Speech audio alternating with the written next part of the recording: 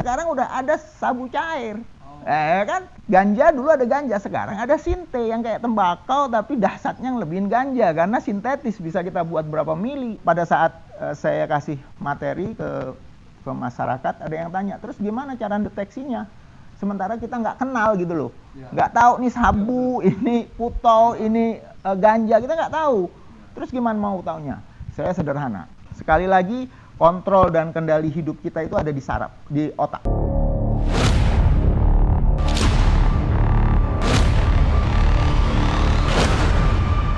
Itu dan banyak lagi bro. Jadi kalau kita mau ngitung jenisnya apa aja ya, nggak bisa kita ikutin karena sekarang sudah masuk ke Indonesia lebih dari 50 zat baru. Zat baru. Yang lama masih, zat barunya masuk lagi dengan sediaan yang berbeda. Jadi kalau kita dulu tahu sabu bentuknya kristal kayak gula garam gula batu ya, kayak gula batu, kayak garam bubuk itu. Sekarang udah ada sabu cair.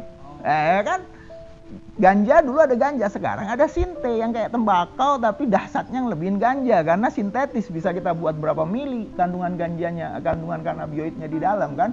Jadi kita nggak bisa mau ngikutin gua mau sabu atau mau lihat jenisnya berapa macam jenisnya. Nah, sekarang udah banyak produk baru lagi yang memang siap untuk merusak generasi kita, yang akan menjajah kita secara permanen.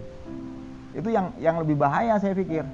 Jadi ada yang tanya nih bro, pada saat saya kasih materi ke masyarakat, ada yang tanya, terus gimana cara deteksinya? Sementara kita nggak kenal gitu loh, nggak tahu nih sabu, ini putau, ini ganja, kita nggak tahu. Terus gimana mau taunya? Saya sederhana, cara deteksinya satu aja. Pada saat kita diberikan zat, kita menggunakan zat dan berefek pada perasaan kita, maka hentikan. Karena semua, apapun itu zatnya, karena kita nggak tahu. Misalnya, lo dikasih minum, dikasih permen lah, dikasih permen. Habis makan permen kok saya jadi seger ya, jadi semangat. Kalau mau berani, ambil sampel permennya, bawa ke BNN atau ke laboratorium untuk diperiksa ada apa di permen itu. Tapi kalau nggak berani, minimal hentikan penggunaan itu. Karena penggunaan itu akan menimbulkan ketergantungan tadi, karena ada zat yang bekerja langsung di sistem saraf pusat untuk mengaktifkan kerja saraf pusat. Sekali lagi, kontrol dan kendali hidup kita itu ada di saraf, di otak. Nah, pada saat obat itu langsung bekerja di otak, maka secara otomatis akan mempengaruhi suasana hati atau perasaan kita. Begitu dikasih makanan, habis dikasih makanan kok saya rasanya lesu, nggak gairah, maunya tidur terus. Jangan pakai lagi besok dan jangan mau lagi. Dan mesti bahaya tuh yang begitu. Makanya anak-anak kita yang sedang sekolah, kalau beberapa waktu yang lalu juga ribut, ada permen yang ngandung sabu segala macam. Ya, it's okay. Bahkan ada bayi di Kalimantan kalau nggak salah, umur 5 tahun ternyata positif. Jadi dia haus, main ke tempat tetangga, haus, dikasih minum, ternyata minumannya itu ada metamfetaminnya. Informasinya begitu, tapi wallahu alam ya, apa benar apa enggak. Jadinya aktif kan, anaknya jadi nggak bisa tidur, nggak mau makan segala macam, aktif karena dia stimulan. Nah, pada saat kondisi gitu, anak kita pulang sekolah, saya tadi dikasih permen sama om, enak loh, saya jadi seneng, malam bahkan nggak bisa tidur. Kita sepatutnya curigai itu adalah ada zat yang mungkin dimasukkan di bahan itu, dan itu untuk semua hal. Jadi nggak usah kita nyirenin, ini sabunya itu, sabu itu bentuknya kayak mana sih? Nggak ketemu kita nanti. Mau nyari bentuk sabunya dulu, sementara sekarang sudah beredar di mana-mana. Itu bro. Ukuran untuk orang yang awam yang tidak tahu jenis sabu, salah satu antisipasinya dengan mengetahui dampaknya kemudian menghindari itu ya. Ya. Nah, menghindari ini sebenarnya kita memperkuat keluarga, ya kan gitu. Perkuat dukungan keluarga, perkuat agama kita. Bagaimana kita bergaul itu juga akan mempengaruhi toh. Kalau anak kita bergaulnya sama anak-anak yang benar, insya Allah aman. Kita lingkupnya di jamaah majelis taklim, insya Allah aman. Sama memperkuat keluarga Artinya jangan sampai anak kita mau curhat, kita sudah cut, kita nggak ada waktu untuk curhat, agak repot juga kan. Jadi sebenarnya yuk kita mulai belajar lagi sebagai pendengar dari keluh kesah dan curhatan anak-anak dan keluarga kita. Untuk apa ya, peredaran narkoba, mungkin kalau di seputaran perkotaan orang tahu lah, paham dengan banyak informasi di media-media bagaimana sih para pelaku yang menggunakan barang-barang tersebut. Yang dalam tanda kutip mungkin kalau di kota itu banyak pengawasan dari aparat penegak hukum. Tetapi kalau di daerah kan masyarakat di daerah itu lebih cenderung dengan merespon dengan tindak penyalahan terkait masalah hukum itu dengan hal-hal yang sifatnya ke fisik seperti tindak pidana terkait perkelahian, berantem, tapi dengan keadaan dengan penyalahgunaan zat-zat itu mereka beranggapan bahwa dampaknya itu hanya buat saya sendiri, sehingga mereka itu lebih apa ya, setengahnya itu seperti ya ini jadi hal yang biasa. Nggak ada masalah lah ya, gitu. Padahal itu salah satu hal yang sama halnya dengan tindak pidana Betul. pembunuhan segala macam. Jadi seperti apa sebenarnya? Inilah problema besar kita sebenarnya. Nah, kita ini kalau kita flashback dulu, saya kalau melihat film Cina lama kan, itu mereka pakai cangkong itu ya, buat candu ya, perang candu, dan ternyata sejarahnya konon begitu. Cina itu salah satu negara yang tidak terkalahkan. Nah, dia terkalahkannya karena apa?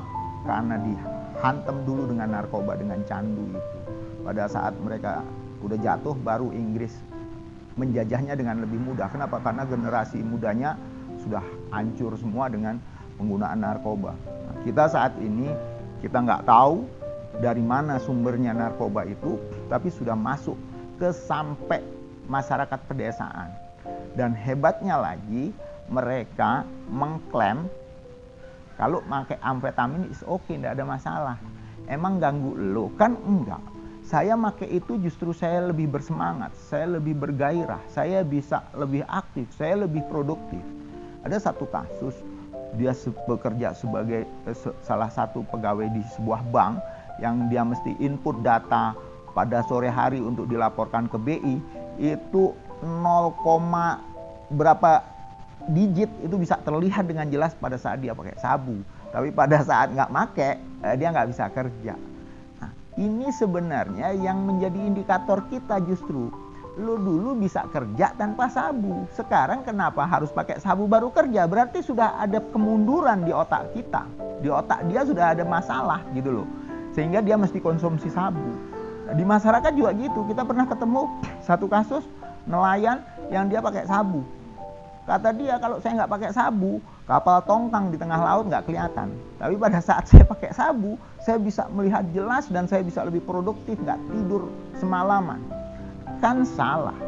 Hidup kita sudah dibagi 3 dalam 24 jam, 8 jam, 8 jam, 8 jam. 8 jam istirahat, 8 jam lagi untuk bekerja, 8 jam lagi untuk ibadah. Standar ideal banget tuh kan gitu. Nah, sekarang kejadiannya pada saat di masyarakat orang menggunakan entah itu narkoba jenis apapun, mereka tidak ada menganggap suatu problem. Bahkan kalau diomongin, Pak, anakmu itu saya pernah lihat pakai narkoba, ngamuk keluarganya. Kita pernah dapat kasus, gurunya dituntut oleh keluarga, clean, karena nganterin ke sini, nganterin ke panti untuk berobat, karena dia pakai narkoba. Keluarganya nggak terima, padahal itikat baik dari guru gitu ya, karena tadi nganggap nggak masalah. Nah, sekali lagi indikatornya tidak cukup jelas di masyarakat itu, yang bermasalah yang mana, yang enggak yang mana.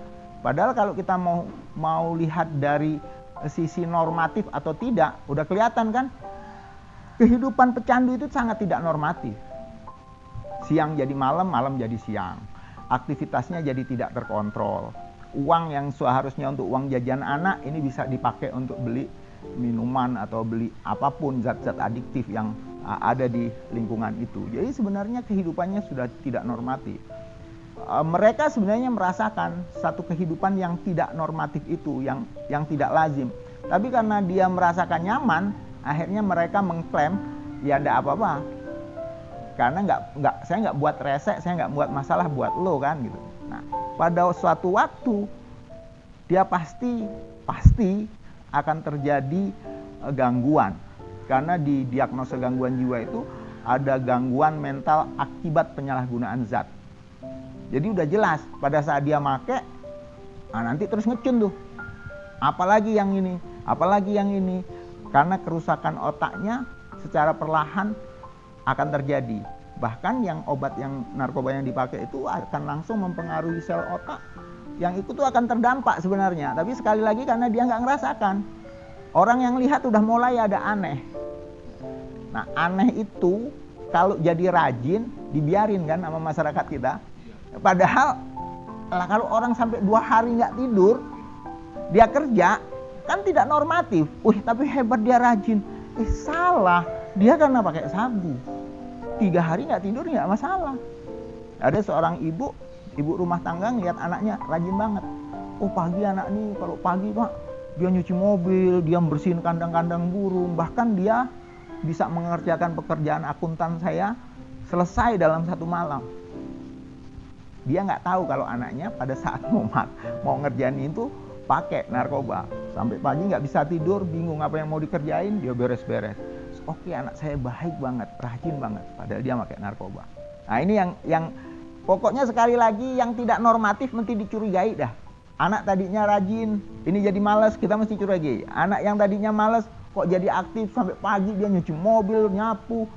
Bahkan ada yang minta beliin ngecat rumah, kita mesti curigai yang begitu-begitu. Jadi pengetahuan terkait bahaya narkoba itu juga wajib diketahui sama orang tua supaya anaknya tidak terjerumus ke situ ya Pak ya. Ya. Terus gini Mas, terkait dengan maraknya penggunaan yang dalam tanda kutip di daerah itu cenderung lebih bebas peredaran narkoba dan penyalahgunaan narkoba. Tapi mereka hanya sebatas tahu bahwa narkoba itu bahaya, dilarang. Tapi ketika mereka tahu, mereka tidak begitu menggunakan. Kira-kira upaya apa sebenarnya yang harus dilakukan dalam hal ini? Mungkin jaga terkait penyalahgunaan seperti kepolisian atau lembaga rehabilitasi untuk mensosialisasikan bahwa sebenarnya penyalahgunaan narkoba itu sama halnya dengan penyalahgunaan tindakan penyalahgunaan kriminal ya.